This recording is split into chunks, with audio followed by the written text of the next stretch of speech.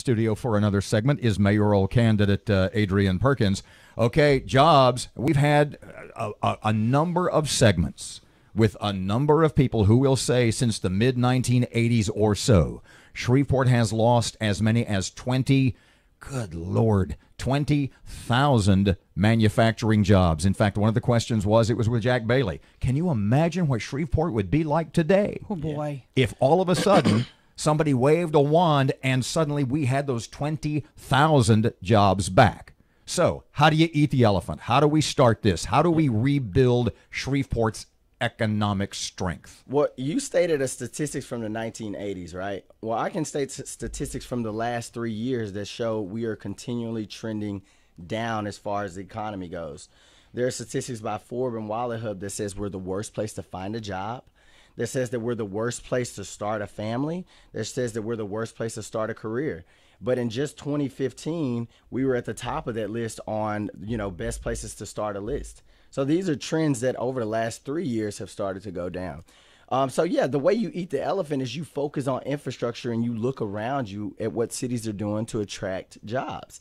So you got examples right there in Tallahassee, Florida, that looks pretty similar to Shreveport, that got an international airport. So their airport is getting more routes by the day, cheaper prices by the day, and businesses will come to Tallahassee because they have that there. Also, if you look to Chattanooga, Tennessee, they have citywide high-speed internet.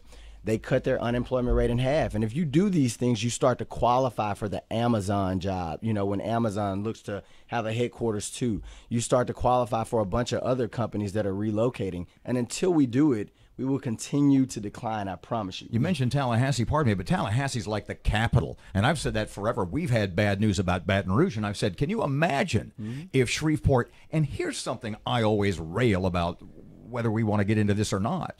Baton Rouge, imagine how Shreveport would be.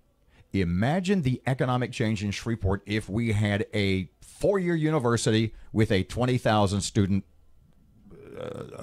enrollment. Oh, yeah. Thank you. Oh, yeah. Oh, yeah. It would absolutely. And I mean, even if you have a university like that, often you have research institutions attached. Research institutions are very big stimulants of economic development and bring in jobs as well. Which brings us to the hospital, University Health Hospital, and the med school.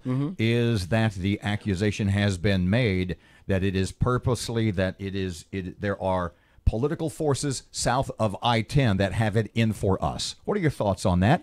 And what would you do to strengthen the medical community in Shreveport? So again, I have not looked too much into depth of that, but what I would recommend is the legislators in Shreveport, in North Louisiana, have a bit of a caucus to make sure that if they're ganging up on us down in Baton Rouge, we go down there and we look after our community. And that's with that particular issue and any other ones that we're getting beat up on down in the thing. And then a bipartisan caucus as well. Because, if all of them have our best interests at heart, they should be able to come together and make sure that university health and, our healthcare industry here remains strong. You mentioned in economic development, the infrastructure in your city is important. If you ask Mayor Tyler, she will tell you that's all she's done in 3 years is work on our infrastructure, water and sewer, the consent decree, and our roads. Agree? I mean, she's done a lot of work. I have to. No, I don't disagree with the work that she's done, but my point to differentiate that as far as progress goes is fixing streets is short term. Our population is declining. Our tax base is declining. The money that we have to fix streets is going to shrink and shrink and shrink. So even the streets that we're fixing today won't be able to be fixed tomorrow if we don't bring in jobs, if we don't bring in people, and if we don't secure our streets. And the other thing, and I rode with Councilwoman Stephanie Lynch in her district over the weekend because I went crazy last week with regard to the grass and the weeds on 3132. I was told they were mowed prior to the Miss USA pageant, but the weeds I went out personally and saw were 6 feet tall. My concern is it looked like an abandoned city along 3132. Either they're not telling me the truth or there's no accountability. How does Adrian Perkins handle what our city physically looks like? The litter, the weeds, what people also gripe about. Absolutely. Well, you got to have a more responsive city government. You just got to have a more responsive city government. And my plan is to absolutely go in there and look across the leadership for various departments within the city to make sure that they're responsive. And also, if I'm not sure if if it's contractors who cut the grass, but you got to hold your contractors accountable. That's the reason why you have a contract. So if you task them to do something, then they should absolutely do it. And you just cannot. It's unacceptable to not have Shreveport put on its best face when we host, the Miss America pageant. It's unacceptable. And what troubled me a lot was that it got cut after I railed about it. Mm-hmm. I want it to be some sort of schedule. Get a schedule so you can tell me, Aaron, that gets mowed every third Monday or whatever. Yeah. Is that something that's an easy do?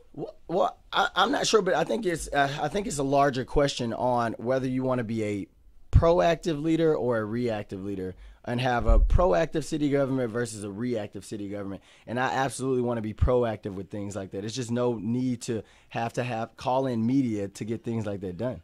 Adrian Perkins, candidate for mayor of Shreveport. Can't thank you enough for your time. I'm sure we'll do it again. Invite. Absolutely. Invite me back.